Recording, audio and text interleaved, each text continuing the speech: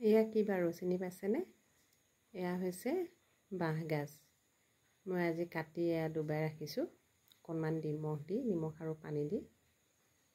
এতিয়া আমি বাঁহগাজ সাধাৰণতে আঞ্জা কৰি খাওঁ, মাছৰ লগত বা মাংসৰ লগত আমি মিক্স কৰি আমি ৰান্ধি খাওঁ বা আচাৰ বনাই খাওঁ।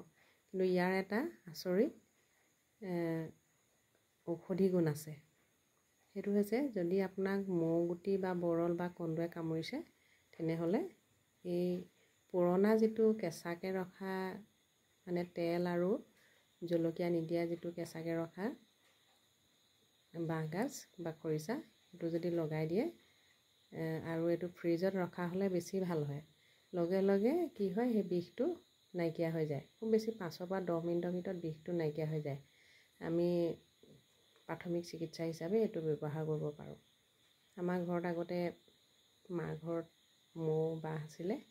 মৌ গুটিয়ে প্ৰায় কামুৰিলে মায়ে লগে লগে এনেকৈ কেঁচা খৰিচা, যিটো মানে পুৰণা কেঁচা খৰিচা টেঙা হৈ থাকে, সেই কেঁচা খৰিচাটো অকণমান আমাৰ কামোৰা জেগাত লগাই দিয়ে আৰু প্ৰায় 5-10 মিনিটৰ ভিতৰত বিষটো নাইকিয়া হৈ যায়। কিন্তু ফুলাটো থাকে, ফুলাটো প্ৰায় 2-3 দিনমানলৈকে, কেতিয়াবা চকুৰ ওচৰত কামুৰিলে 4-5 দিন বা এসপ্তাহলৈকে ফুলাটো থাকি যায়। কিন্তু বিষটো যিটো অসহ্যকৰ বিষ এটা হয় কামুৰিলে, সেই বিষটো কিন্তু 5-10 মিনিটৰ ভিতৰত নাইকিয়া হৈ যায়। গতিকে এইটো আপোনালোকে এনেদৰে ৰাখি ঔষধি হিচাপেও ব্যৱহাৰ কৰিব পাৰে।